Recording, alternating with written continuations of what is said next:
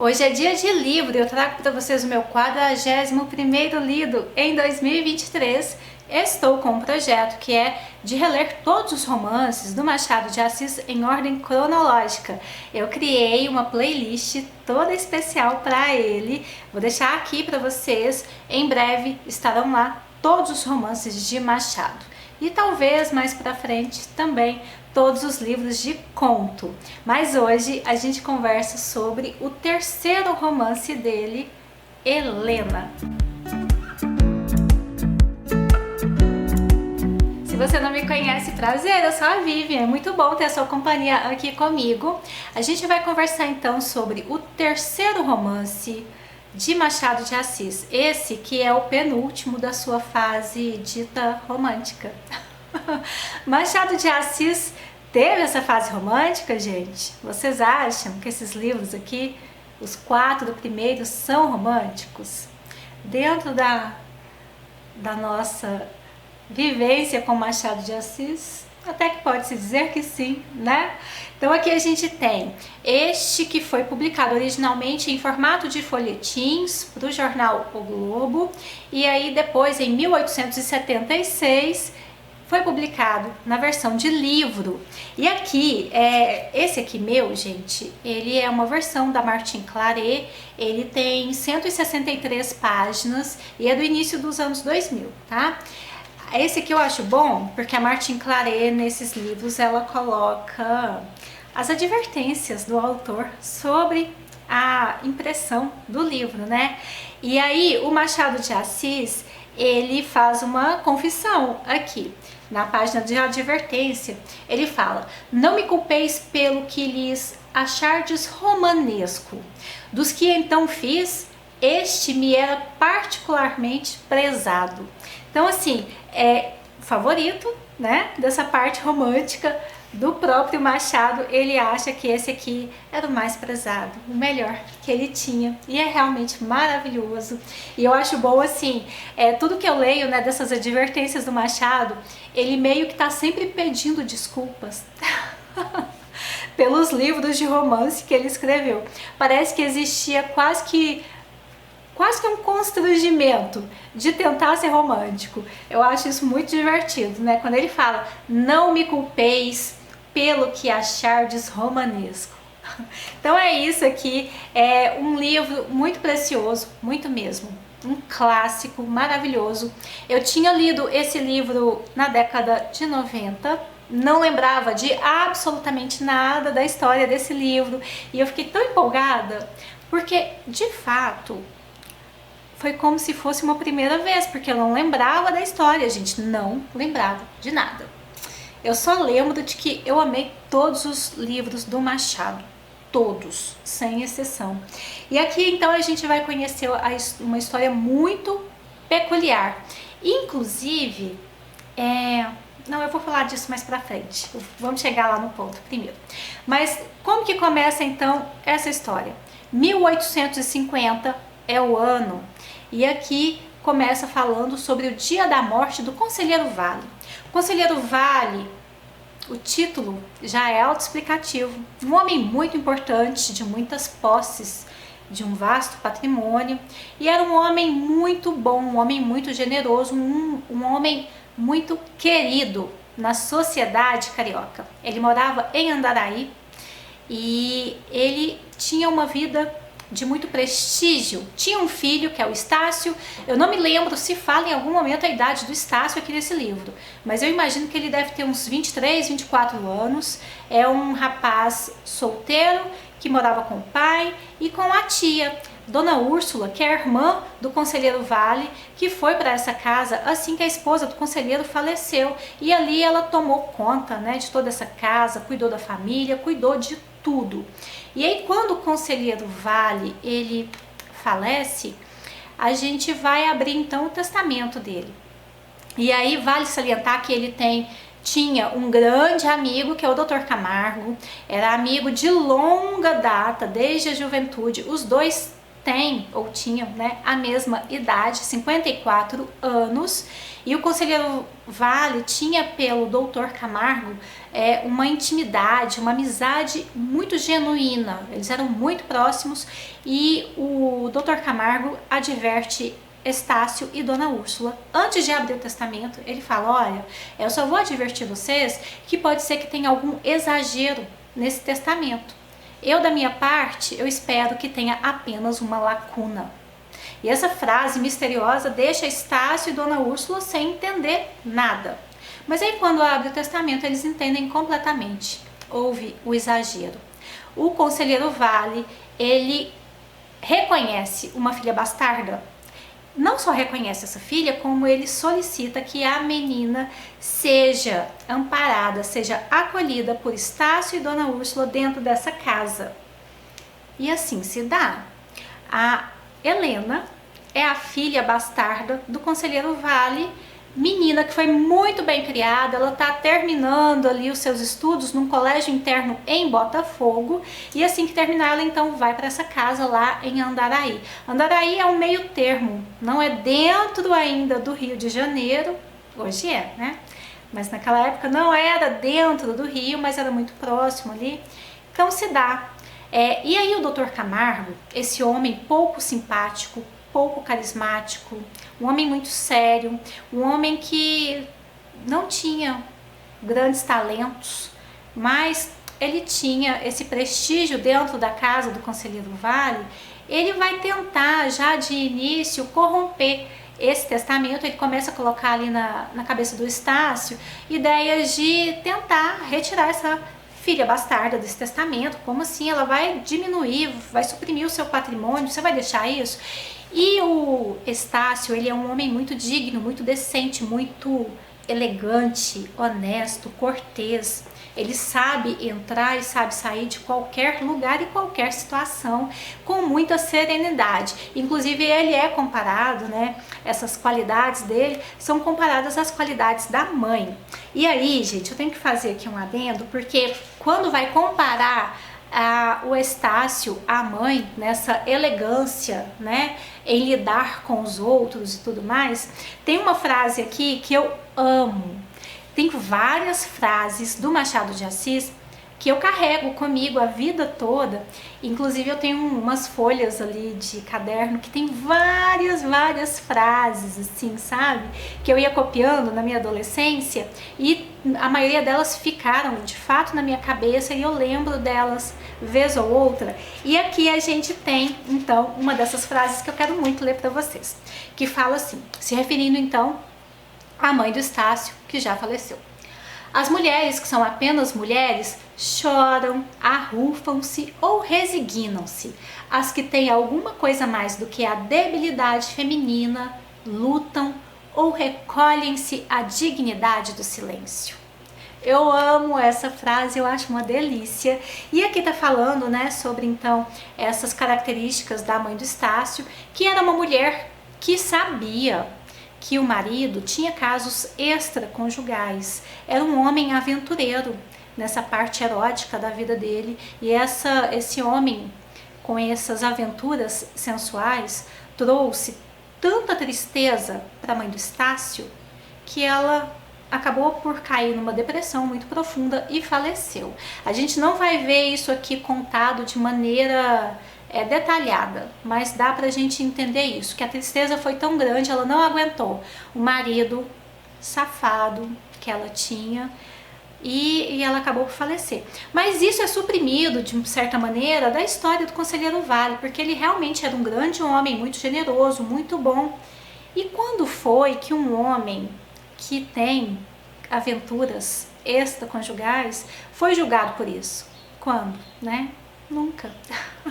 Então isso aqui é apenas um detalhe, né? E já é um detalhe que fere muito as características do romantismo. Então a gente já vai ver aqui um casamento que trouxe uma filha bastarda. Este homem resolveu, dentro da sua dignidade, né, dentro da sua honradez, ele resolveu assumir essa filha, mais a gente vê os traços, os elementos românticos sendo quebrados por Machado de Assis já nessa construção aqui. Mas dentro desse livro a gente vai ver isso acontecer também em outros momentos, com outros personagens.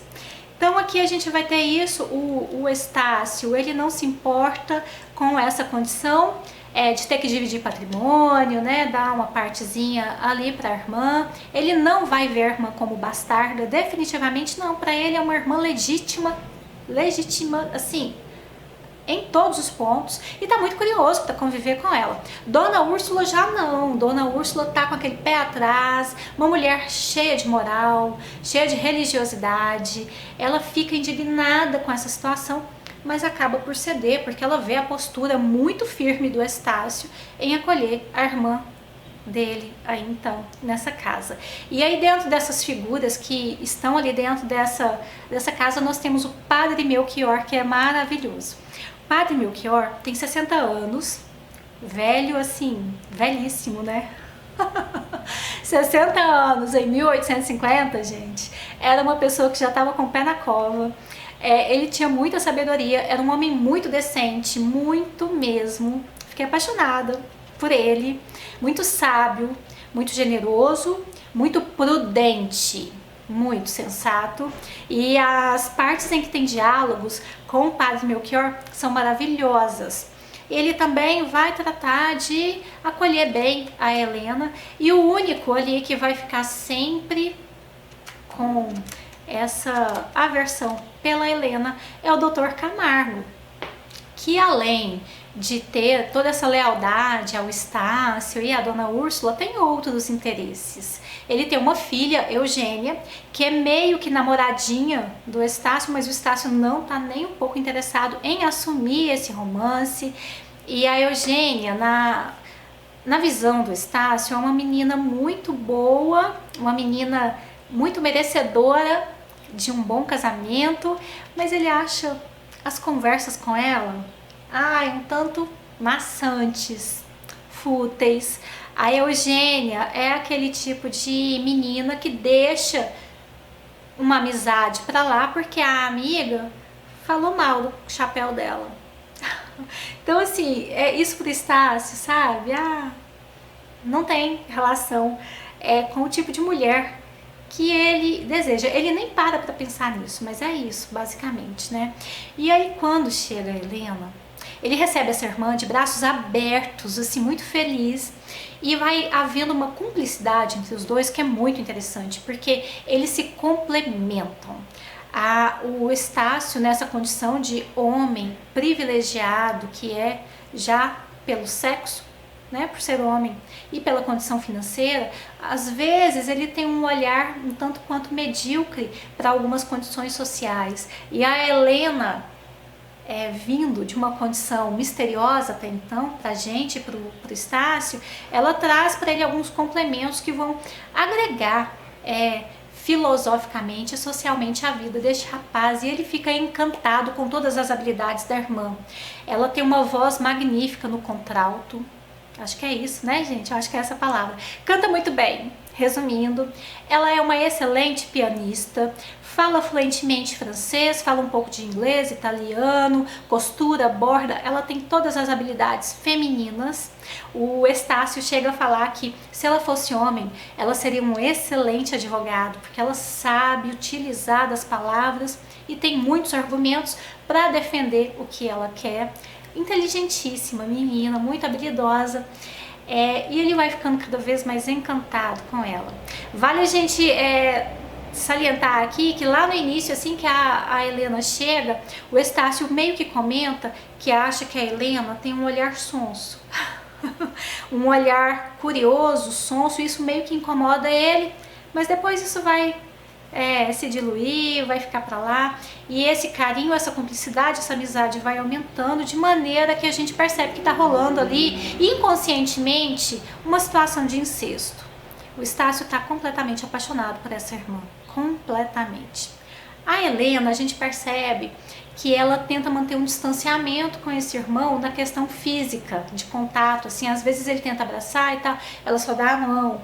Então a gente já sente ali que ela também tem esse desejo, mas ela tem consciência do sentimento dela. O Estácio ainda não. O Estácio, ele tá meio ingênuo, meio inocente para tudo isso.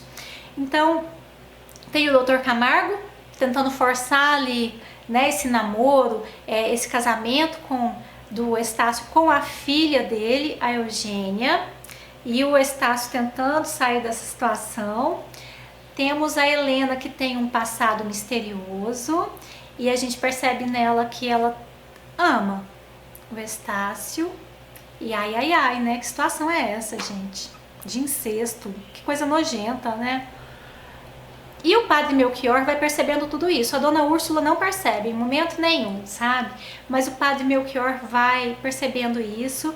E aí, dentro desse mistério que é o passado da Helena, a gente vai ter um outro mistério se desenvolvendo no presente, que é a relação dela com uma casa bem velha, uma casa quase que abandonada, numa estrada, e ela e o Estácio sempre saem a cavalo, saem para cavalgar, e ela gosta muito de passar na frente dessa casa. E o Estácio começa a perceber isso, e a gente começa a perceber que tem algum envolvimento da Helena com essa casa. Qual que é? Aí tem o Vicente, que é um escravo lá da casa, que vai ser o escravo que vai ser o ajudante da Helena. Eu esqueci o nome que você dá aqui, mas ele que vai cuidar, assim, né, da Helena e tudo mais. E quando a Helena sai sozinha a cavalo, o Vicente está sempre com ela, então ele vai se tornar um cúmplice dela nessa história. O que que tem nessa casinha? Aí nessa casinha velha e abandonada. Então a gente vai ver tudo isso se desenvolvendo. Será que o Estácio, ele vai casar com a Eugênia? O pai da Eugênia, o Dr. Camargo, vai tentar abrir os olhos do Estácio para a vida política. Ele quer que o Estácio seja deputado. O Estácio tem muito aborrecimento com a política, não é para ele não tem interesse nisso. E aí a gente vai ver ali, né, o Dr. Camargo insistindo nisso. Por fim, o Dr. Camargo vai usar a Helena para convencer o Estácio a se casar com a Eugênia. Então tudo isso é um resumo aqui do livro. A partir de agora eu vou dar spoiler. Então se você quiser continuar esse vídeo, saiba que a partir de agora é só spoiler. Eu vou te contar até o final o que é que acontece, tá bom? Então se você quiser sair, beijo, a gente se encontra nos próximos vídeos, e para quem ficar, puxa a cadeira. Gente, o que que acontece? A Helena, ela vai ter uma conversa com o padre Melchior, e o padre Melchior já percebeu tudo que está acontecendo nessa situação de incesto. Ele fica muito preocupado, ele pede a Helena ajuda para ela convencer o Estácio mesmo a se casar com a Eugênia. E aí nesse meio tempo, eu esqueci de falar lá atrás, do Mendonça, que é o melhor amigo do Estácio.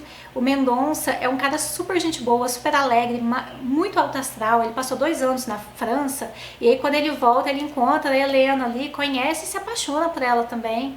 E aí o padre Melchior quer que a Helena se case com alguém, e ele fala, né, de uma maneira muito bondosa, que eles têm que encontrar alguém que a Helena ame, que a Helena goste. A Helena, muito prática, fala pra ele: olha só, essa situação de amor no casamento, ela é muito ilusória. No início se casa por uma paixão, talvez, mas depois, com o tempo, esse casamento vai se desgastar, ou vai ficar a indiferença, ou vai ficar o ódio entre esses cônjuges. Então eu sei que isso vai acontecer, então eu prefiro escolher alguém não por amor, por uma paixão arrebatadora. Eu prefiro escolher alguém que eu considere que vai ter uma vida fácil comigo, a ser partilhada. E aí ela escolhe o Mendonça. E aí o Mendonça, sendo o melhor amigo do Estácio, vai pegar o Estácio de surpresa. Ele enciumado, ele não entende essa questão do incesto na vida dele. Ele vai falar que não, que de jeito nenhum, mas o padre Melchior vai entrar e vai falar: olha, o que você está cometendo é incesto. Você parou para pensar? É isso que está acontecendo, você está apaixonado pela sua irmã. Estácio fica enojado da própria situação, e aí ele fala: vou casar com a Eugênia. Então aí vai se definir então esse casamento e tudo mais, e nesse meio tempo ele vai descobrir quem é que mora lá na casinha abandonada, com a bandeirinha azul ali hasteada. Quem mora ali é Salvador, o pai biológico da Helena. A Helena tinha a sua mãe, Ângela, que era não casada, ela morava junto com o pai biológico da Helena, o Salvador. Mas aí a Helena, quando tá com 7 anos, esse pai dela tem que viajar para o Rio Grande do Sul, porque ele é de lá, e nesse meio tempo Ângela conhece o conselheiro Vale e vai morar com ele, e a partir desse momento a vida da Helena muda completamente, ela vai ter uma excelente vida. Salvador volta para o Rio de Janeiro, descobre tudo isso, e ele, pensando no bem-estar da filha, ele resolve abrir mão dessa paternidade, buscando o melhor futuro para a filha dele, já que ele é muito pobre, ele não vai poder dar nenhum tipo de bem-estar para essa menina. Só que aí aos 12 anos a mãe da Helena falece, e aí o pai, Salvador, volta a ter contato escondido, né? Ele visita a menina lá na escola e tal, e vai mantendo essa relação com ela, até que chega o momento desse testamento. A Helena não imaginava que ela ia estar nesse testamento. Ela fala pro pai: não, eu não vou aceitar, eu não vou ser reconhecida como filha dele, porque eu sou sua filha. Aí o Salvador diz a ela: filha, até aqui você viveu sem mim, oficialmente. O conselheiro Vale foi muito bondoso, generoso, te reconheceu, não faz por perder tudo isso não. Aceita, vai, vamos nos sacrificar para o seu próprio bem. E a Helena vai, muito contrariada, né? Então esse é o mistério dela, esse é o mistério da casinha. Por fim, o Estácio, Dona Úrsula e Padre Melchior descobrem tudo isso. Eles perdoam a Helena, mas a Helena não se perdoa. Helena se sente uma aventureira, uma mentirosa, uma golpista, uma fraude, e isso vai adoecê-la. O Estácio, nesse meio tempo, ao descobrir tudo isso, tem ali uma faísca de esperança, né, de imaginar que pode se casar com ela, mas aí eles entendem, Padre Melchior, Dona Úrsula e Estácio, entendem que é melhor não. É melhor manter tudo como está, porque senão o escândalo vai ser muito maior mesmo. Salvador, pai da Helena, foge, prefere sair da vida dela para ela não cometer nenhum tipo de bobeira, né? Aí isso adoece ainda mais a Helena e por fim ela não aguenta e falece. Esse então é o livro. É muito trágico, é um final inesperado, é um final triste, é um final muito machadiano. Gente, esse livro é primoroso, tá? Ler ele é uma delícia, você não quer parar, você quer continuar, porque é intrigante, causa ali, desperta muita curiosidade. Um livro maravilhoso. Se você ainda não leu, mesmo que você tenha chegado até aqui, né, para descobrir o que acontece nesse livro, leia, porque é realmente muito delicioso. É isso, gente. Temos aqui uma mulher que não morre por amor, tá? Vale considerar isso, ela morre por peso na consciência, né? Ela se sente tão mal com toda essa situação que adoece mesmo. E eu acho isso super possível. Numa época em que as pessoas tinham uma vida tão limitada, uma mulher principalmente, né, não podia fazer grandes coisas, eu acho que a obsessão pelas ideias ia crescendo, ia tomando conta da pessoa a ponto de realmente adoecer. A gente sabe que isso acontece. Hoje, né, em 2023, as pessoas têm inúmeras coisas para fazer, 1001 coisas para se distrair, e ainda assim a depressão, quando ela entra, ela adoece a pessoa realmente a ponto do corpo, né, falar sobre essa depressão. Imagina naquela época, é completamente possível, eu acho. Você acha possível? É isso, gente. Espero que vocês tenham gostado dessa resenha. Se gostou, deixa aí nos comentários. Beijo, tchau!